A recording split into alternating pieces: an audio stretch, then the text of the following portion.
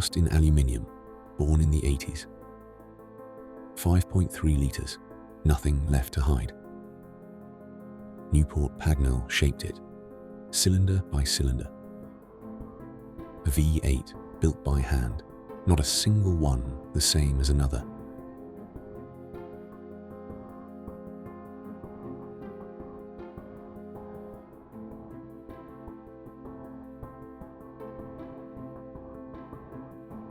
Four twin-choke Webers, mounted proud and square, drinking deep on petrol, breathing in the air.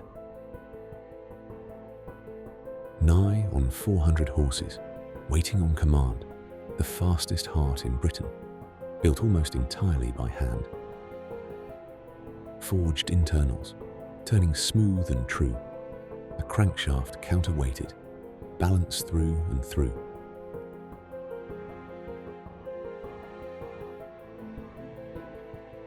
Camshafts timed to whisper, then to roar, 8 cylinders singing, and always wanting more. There's a certain music only an old V8 can make. Not a scream, not a whine, but a deep and honest shake. A rumble at tickover, a bark on the throttle's call, the sound of forged steel and aluminium, giving its all. But metal remembers what it once could do. Every bore, every journal, still holding true. Stripped, measured, and given back its grace. New pistons, new bearings, each part in its place. Then the turn of a key, and the old heart wakes. A cough, a catch, and the silence breaks. A head-turner in its own right, built to endure. 5.3 litres, running clean and pure.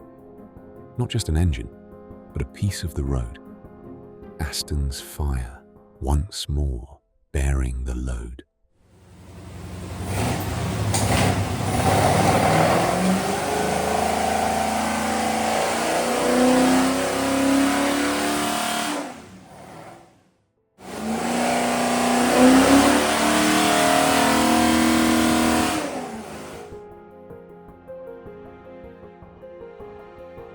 Eight cylinders firing, Webers drawing deep, an 80s Vantage engine, roused from sleep.